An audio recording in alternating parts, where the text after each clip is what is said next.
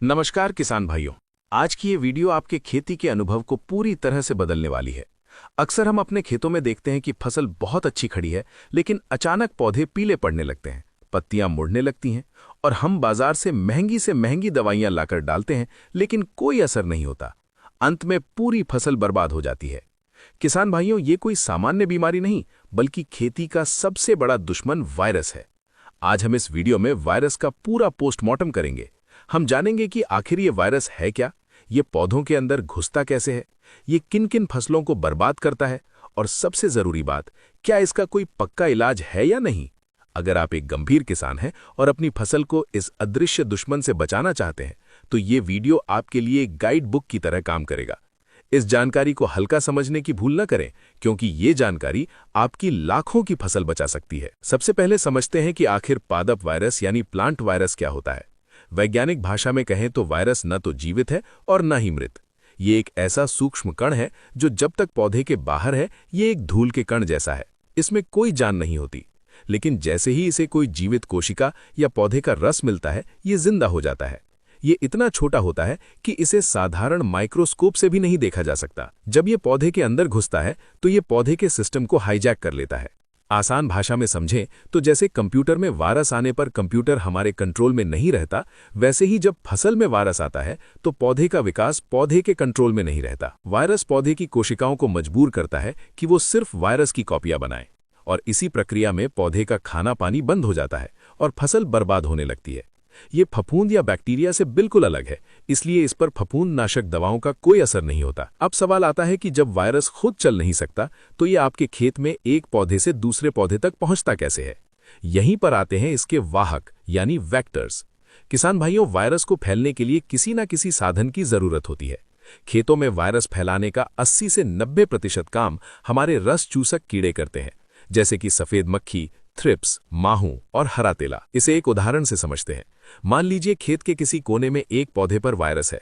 जब कोई सफेद मक्खी उस बीमार पौधे का रस चूसने बैठती है, तो वायरस उस मक्खी के शरीर में चला जाता है। अब वो मक्खी उड़कर जब किसी स्वस्थ पौधे पर बैठती है और अपनी सूंड उस पौधे में गड़ाती है, तो वो वायरस को स्वस्थ पौधे के अंदर इंजेक्ट कर देती है।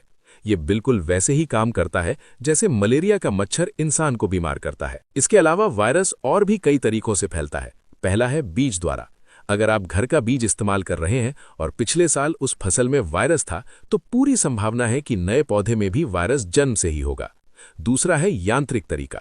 खेत में काम करते समय अगर आपने बीमार पौधे को छू लिया और बिना हाथ धोए स्वस्थ पौधे को छू लिया, या फिर उसी कैंची या खुरपी का इस्तेमाल किया, तो वायरस आपके हाथों और औजारों के जरिए भी फैलता है। लेकिन सबसे ज्यादा खतरा रस चूसक कीड़ों से ही होता है। इसलिए वायरस को रोकने की पहली जंग कीड़ों के खिलाफ होती है। अब हम बात करेंगे कि आप अपने खेत में वायरस की पहचान कैसे करें, क्योंकि कई बार किसान माइक्रोन्यूट्रिएंट्स की कमी और वायरस में अंतर नहीं समझ पाते। वायरस के लक्षण हर फसल में अलग अलग हो सकते हैं, लेकिन कुछ मुख्य निशानियां हैं जिन्हें आपको ध्यान से देखना चाहिए। पहला लक्षण है मोज़ेक। इसमें पत्तियों पर हल्के पीले और गहरे हरे रंग के धब्बे बन जाते हैं। पत्ती चितकबरी हो जाती है। इसे येलो मोज़ेक वायरस भी कहते हैं। ये अक्सर मूंग, उड़द, सोयाबीन और भिंडी में देखा जाता है। इसमें पत्तियां पीली पड़ने लगती हैं, लेकिन नसों का रंग हरा रह सकता है या पूरी पत्ती ही पीली हो जाती है। दूसरा लक्षण है लीफ कर्ल यानी पत्तियों का मुड़ना। ये सबसे खतरनाक लक्षण है। इसमें पत्तियां ऊपर या नीचे की तरफ मुड़कर कटोरी जैसी बन जाती हैं। पत्तियां छोटी रह जाती हैं, खुरदुरी हो जाती हैं और तना छोटा पड़ जाता है। ये मिर्च, टमाटर, पपीता और कपास में बहुत ज्यादा देखा जाता है।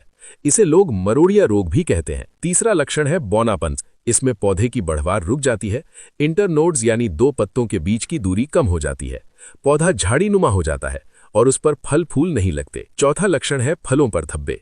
कई बार वायरस का असर फलों पर भी दिखता है। जैसे पपीते में रिंग स्पॉट वायरस आने पर फलों पर गोल गोल छल्ले जैसे निशान बन जाते हैं। टमाटर का आकार बिगड़ जाता है और वो पकता नहीं है। अगर आपको खेत में ऐसे लक्षण दिखें, तो ये जिंक या सल्फर की कमी नहीं, ये वायरस का हमला है। पोषक तत्वों की कमी अक्सर पूरे खेत में एक साथ दिखती है, लेकिन वायरस शुरुआत में कहीं कहीं एक दो पौधों पर ही दिखता है।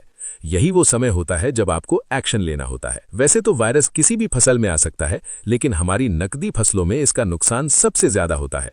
चलिए विस्तार से जानते हैं कि किन फसलों में कौन सा वायरस सबसे ज्यादा परेशान करता है। सब्जी वर्गीय फसलों में सबसे ज्यादा नुकसान मिर्च में होता है, जहां लीफ कर्ल वायरस पूरी फसल को बैठा देता है। टमाटर में भी लीफ कर्ल और टोमेटो स्पॉटेड विल्ट वायरस बहुत आम है। भिंडी में येलो वेन मोज़ेक वायरस आता है, जिससे पत्तियां और तना पीला पड़ जाता है। बेल वाली फसलें जैसे खीरा, करेला, तरबूज और खरबूजा जैसी कुकरबिट्स फसलों में क्यूकम्बर मोज़ेक वायरस का खतरा रहता है। इसमें पत्तियां सिकुड़ जाती हैं और फल टेढ़े मेढ़े हो जाते हैं। दलहनी फसलों की बात करें तो मूंग और उड़द की खेती करने वाले किसान जानते हैं कि येलो मोज़ेक कितनी तबाही मचाता है। ये सफेद मक्खी द्वारा फैलाया जाता है और 100% तक फसल खराब कर सकता है। बागवानी में पपीता की खेती तो वायरस के कारण जुआ बन गई है। पपीते में रिंग स्पॉट और लीफ कर्ल दोनों आते हैं। इसके अलावा आलू, कपास और तंबाकू में भी वायरस का भारी प्रकोप देखा जाता है। अगर आप इनमें से कोई भी खेती करते हैं तो आपको पहले दिन से ही सतर्क रहना होगा। अब हम वीडियो के सबसे महत्वपूर्ण हिस्से पर आते हैं कि इसका समाधान क्या है। किसान भाइयों, मैं आपको एक बहुत कड़वा सच बताने जा रहा हूं। पूरी दुनिया में आज तक किसी भी वैज्ञानिक ने ऐसी कोई दवाई नहीं बनाई है जो पौधे के अंदर घुसकर वायरस को मार सके। जी हां, आपने सही सुना। बाजार में अगर कोई दुकानदार आपको कहता है कि ये वायरस की दवाई है, इसे डालो और वायरस खत्म हो जाएगा, तो वो आपसे झूठ बोल रहा है। एंटीबायोटिक बैक्टीरिया को मारता है, फंगीसाइड फफूंद को मारता है, लेकिन वायरिसाइड जैसा कुछ नहीं होता जो खेत में खड़ी फसल को ठीक कर दे। तो फिर उपाय क्या है? क्या हम हाथ पर हाथ रखकर बैठ जाएं? बिल्कुल नहीं। वायरस का इलाज नहीं है, लेकिन इसका प्रबंधन संभव है। हमें एकीकृत रोग प्रबंधन अपनाना होगा। इसे हम 5 चरणों में बांटते हैं। पहला चरण है प्रतिरोधी किस्में। सबसे पहला और सबसे कारगर तरीका है सही बीज का चुनाव। आप जिस भी क्षेत्र में रहते हैं वहां के लिए सिफारिश की गई प्रतिरोधी किस्मों का ही चयन करें। जैसे भिंडी या टमाटर की हाइब्रिड किस्में आती हैं जो वायरस के प्रति सहनशील होती हैं। अगर नींव मजबूत होगी तो इमारत भी सुरक्षित रहेगी। दूसरा चरण है नर्सरी और बुआई का तरीका। अगर आप सब्जी की खेती करते हैं तो नर्सरी हमेशा नेट हाउस या इंसेक्ट प्रूफ नेट के अंदर ही तैयार करें। खुले में नर्सरी बनाने से बचपन में ही पौधे में वायरस आ जाता है। खेत के चारों तरफ 2 से 3 लाइन बॉर्डर क्रॉप की लगाएं। जैसे मिर्च के खेत के चारों तरफ ज्वार, बाजरा या मक्का की घनी लाइन लगाएं। ये दीवार की तरह काम करता है और हवा के साथ उड़ने वाले कीड़ों को रोकता है। तीसरा चरण है रोग ग्रसित पौधों को उखाड़ना। खेत का निरीक्षण रोज करें। जैसे ही आपको किसी एक भी पौधे में वायरस के लक्षण दिखें, उसे ममता न दिखाएं। उस पौधे को जड़ से उखाड़ें, खेत से दूर ले जाकर गहरे गड्ढे में दबा दें या जला दें। उसे उखाड़ने के बाद अपने हाथ साबुन से धोएं, तभी दूसरे पौधे को छुएं। याद रखें, वो एक पौधा पूरे खेत को बीमार कर सकता है। चौथा चरण है वाहक कीड़ों का नियंत्रण। चूंकि दवाई वायरस को नहीं मार सकती, इसलिए हमें उस वाहक को मारना है जो इसे फैला रहा है। खेत में पीले और नीले चिपचिपे प्रपंच यानी स्टिकी ट्रैप्स लगाएं। प्रति एकड़ कम से कम 20 से 25 ट्रैप लगाएं। पीला रंग सफेद मक्खी और माहू को आकर्षित करता है और नीला रंग थ्रिप्स को। जैविक उपाय के तौर पर नीम तेल 10,000 ppm का छिड़काव हर 10 से 12 दिन में करते रहें। ये कीड़ों को अंडे देने से रोकता है। बवेरिया बासियारा जैसे बायोपेस्टिसाइड का भी इस्तेमाल कर सकते हैं।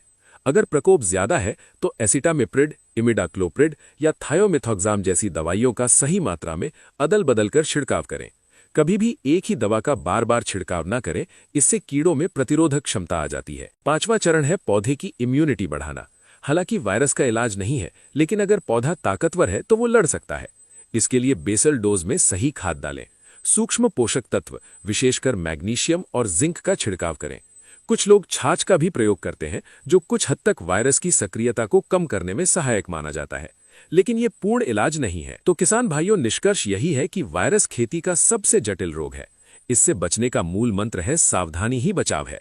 अगर आप इंतजार करेंगे कि रोग आए और फिर हम दवाई डालें, तो आप जंग हार जाएंगे।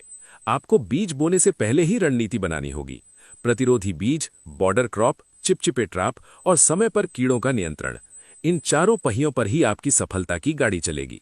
बाजार के लुभावने वादों और महंगी जादुई टॉनिक से बचें। विज्ञान पर भरोसा करें और सही खेती करें। हमें उम्मीद है कि इस वीडियो में दी गई जानकारी आपको वायरस के चक्रव्यूह को तोड़ने और तोड़ने में मदद करेगी। अगर आपके मन में अभी भी कोई सवाल है तो कमेंट करके जरूर पूछें। हम हर सवाल का जवाब देने की कोशिश करेंगे। ये जानकारी बहुत महत्वपूर्ण है, इसलिए इसे अपने साथी किसान भाइयों के साथ शेयर जरूर करें, ताकि वे भी अपनी फसल बचा सकें। ऐसी ही सटीक और वैज्ञानिक जानकारी के लिए हमारे चैनल को सब्सक्राइब करना न भूलें। मिलते हैं अगली वीडियो में एक और महत्वपूर्ण जानकारी के साथ। तब तक के लिए धन्यवाद। जय जवान, जय किसान।